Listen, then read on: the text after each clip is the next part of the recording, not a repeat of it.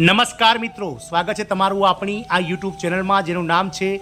ગુજરાતી જીકેની જમાવટ। તો ઘણા લાંબા સમયથી મિત્રો 16,000 કરતાં વધારે પાસ થયેલા ડ્રાઈવર સંવર્ગના જે ઉમેદવારો છે તેઓ નિગમ સામે મિત્રો જીએસઆરટીસી ડ્રાઈવર સંવર્ગની જે ડ્રાઇવિંગ ટેસ્ટનું આયોજન થવાનું છે તેને લઈ અને મીટ માંડીને બેઠા છે। ગતરોજ નિગમ દ્વારા જે છે તે મિત્રો એક રિપોર્ટ તૈયાર કરવામાં આવે છે અને તેમાં મિત્રો જીએસઆરટીસી ડ્રાઇવિંગ ટેસ્ટ ક્યારે યોજાશે તેને લઈ અને મિત્રો અતિ મહત્વની માર્ગદર્શિકા જાહેર કરવામાં આવી છે। તો આજના વિડીયોમાં જાણીએ કે નિગમ દ્વારા 9,252 ઉમેદવારો જગ્યાના 3 ગણા ઉમેદવારોનું ડ્રાઇવિંગ ટેસ્ટ ક્યારે લેવામાં આવશે, ક્યારે મિત્રો તેના માટેનું જે શેડ્યુલ છે તે જાહેર કરવામાં આવશે, ડ્રાઇવિંગ ટેસ્ટ ક્યાં આયોજિત થશે, હાલમાં ડ્રાઇવિંગ ટ્રેકની શું છે મિત્રો પ્રોસેસ જે છે તે પ્રક્રિયા ચાલી રહી છે। સાથે મિત્રો એ પણ જાણીશું કે આગળની જે ભરતી છે તેમાં મિત્રો કઈ રીતનું મેરિટ ગણવામાં આવશે, ક્યારે મિત્રો ડ્રાઈવરોને જે છે તે સિલેક્શન આપવામાં આવશે અને કઈ રીતે મિત્રો નોકરીના ઓર્ડર આપવામાં આવશે। તમામ માહિતી સાથે આજના વિડીયોમાં ઉપલબ્ધ છે, તો વિડીયોના અંત સુધી તમે બન્યા રહો અને જો ચેનલમાં તમે નવા હોય તો અમારી ચેનલને લાઇક શેર સબસ્ક્રાઇબ કરી બાજુમાં રહેલું બેલ આઇકોન દબાવી દો, જેથી કરીને ચેનલ પર મૂકવામાં આવતા આવા ભરતીઓના પરિણામો, ભરતીઓના રિઝલ્ટ તેમજ સરકારી કર્મચારી પેન્શનર્સના યોજનાઓને લગતા પરિપત્રો તમને સરળતાથી અમારી ચેનલના માધ્યમથી ઉપલબ્ધ થઈ જાય। તો મિત્રો આપ સૌ જાણો છો તે પ્રમાણે નિગમ દ્વારા અગાઉની જે જીએસઆરટીસી ડ્રાઈવરોની ભરતી હતી તેના માટે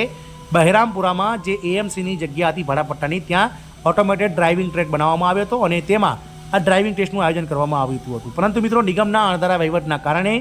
આપ સૌ જાણો છો તે પ્રમાણે નિગમ દ્વારા ગત 31 ડિસેમ્બર 2023ના રોજ બહેરામપુરામાં જે એએમસીની જગ્યા હતી અમદાવાદ મ્યુનિસિપલ કોર્પોરેશનની તે ભાડાપટ્ટાની જગ્યા ખાલી કરી અને એએમસીને સુપરત કરી દેવામાં આવી હતી, પરંતુ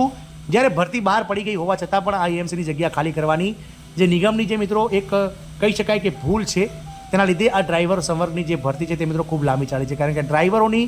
જે ભરતી છે તેમાં ખૂબ જ ઓછા ફોર્મ ભરાયા હતા મિત્રો, ફક્ત 18,000 ફોર્મ ભરાયા હતા અને જગ્યાના 15 ગણા ઉમેદવારો પણ ડ્રાઈવર સંવર્ગમાં મળ્યા નહોતા, કારણ કે જગ્યાના 15 ગણા પ્રમાણે કુલ 50,000 જેટલા ઉમેદવારોને ડ્રાઇવિંગના જે લેખિત પરીક્ષા માટે બોલાવવાના થતા હતા, પરંતુ ફોર્મ જ 18,000 ભરાયા હતા,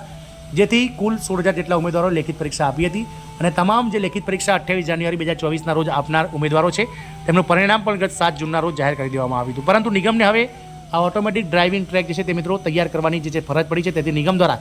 તાત્કાલિક સેન્ટ્રલ વર્કશોપ યાર્ડ નરોડા ખાતે ફાજલ પટેલ જગ્યામાં હાલમાં આ ઓટોમેટેડ ડ્રાઇવિંગ ટ્રેકનું ગ્રાઉન્ડ બનવાનું જે છે તે મિત્રો ચાલી રહ્યું છે। આપ સૌને જણાવી દઈએ કે છેલ્લા રિપોર્ટ પ્રમાણે, છેલ્લા અમારા અહેવાલ પ્રમાણે, છેલ્લા સૂત્રોના જાણકારી પ્રમાણે કુલ 80% જેટલું કામ આ જે ગ્રાઉન્ડનું તે પૂર્ણ થઈ ગયું છે। જોતાં એવું લાગી રહ્યું છે કે આગામી 31 જાન્યુઆરી સુધીમાં ગ્રાઉન્ડ તૈયાર થઈ જશે, ઓટોમેટિક ડ્રાઇવિંગ ટ્રેક તૈયાર થઈ જશે, એટલે કે નિગમ દ્વારા આગામી ફેબ્રુઆરી મહિનામાં ડ્રાઈવરોના 9,252 ઉમેદવારોનું જે ડ્રાઇવિંગ ટેસ્ટ માટેનું મેરિટ છે તે બહાર પાડી દેવામાં આવશે અને 15 ફેબ્રુઆરીથી લઈ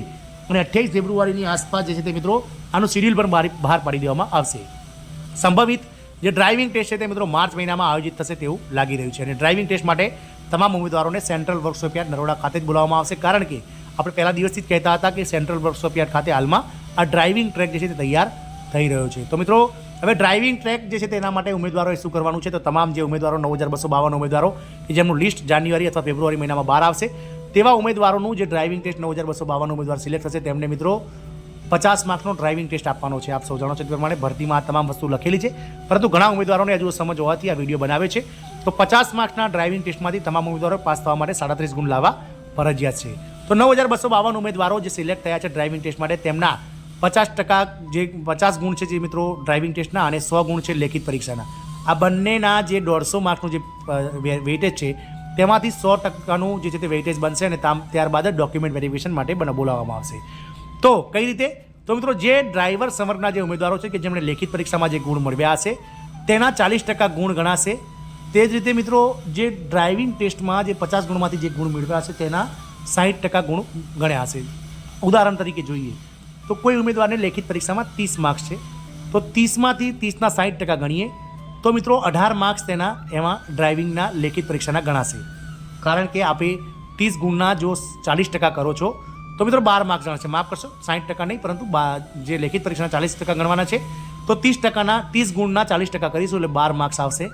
એટલે કે ઉમેદવારને 12 માર્ક્સ લેખિત પરીક્ષાના ગણાશે, તેમજ 60% તેને મિત્રો ડ્રાઇવિંગ ટેસ્ટના ગણવાના છે। તો ડ્રાઇવિંગ ટેસ્ટમાં 50માંથી કોઈ ઉમેદવાર ધારો કે 40 માર્ક્સ લાવે છે તો 40 માર્ક્સમાંથી મિત્રો એના 60% કરીએ તો મિત્રો 24 માર્ક્સ બને છે, પરંતુ આપણે 100ની ગણતરીમાં કરીશું તો 24 + 24 કરીશું તો 48 માર્ક્સ બનશે। આમ 48 માર્ક્સ ડ્રાઇવિંગ ટેસ્ટના અને 48 ગુણ ડ્રાઇવિંગ ટેસ્ટના અને મિત્રો 12 ગુણ તેના લેખિત પરીક્ષાના, આમ એને કુલ 60 માર્ક્સ જે છે તે મેરિટમાં આપવામાં આવશે અને એ પ્રમાણે તેને અગ્રતા આપવામાં આવશે। એટલે કે ડ્રાઇવિંગ ટેસ્ટના જે 50માંથી જે ગુણ મેળવશો તેના 60% માર્ક ગણાશે અને તદુપરાંત જે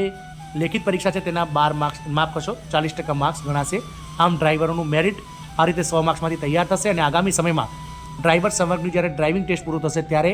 જે 9,252 ઉમેદવારો છે તેમાંથી મિત્રો 46 જેટલા ઉમેદવારોને ડોક્યુમેન્ટ વેરિફિકેશન માટે અગ્રતામાં આવતા ઉમેદવારોને બોલાવવામાં આવશે. કયા અગ્રતામાં? તો જેમના 40% માર્ક્સ લેખિતના અને 60% માર્ક્સ ડ્રાઇવિંગ ટેસ્ટના એડ થતા હશે અને જે ઉમેદવારો મિત્રો વધારે માર્ક્સ મેળવશે તેમને મિત્રો તેમાં 46 ઉમેદવારોને ડોક્યુમેન્ટ વેરિફિકેશન માટે બોલાવવામાં આવશે. ત્યારબાદ મિત્રો ડોક્યુમેન્ટ વેરિફિકેશન પૂર્ણ થયા બાદ તમામ ઉમેદવારોને ડિવિઝન સિલેક્શન અને ત્યારબાદ ડિવિઝન ખાતે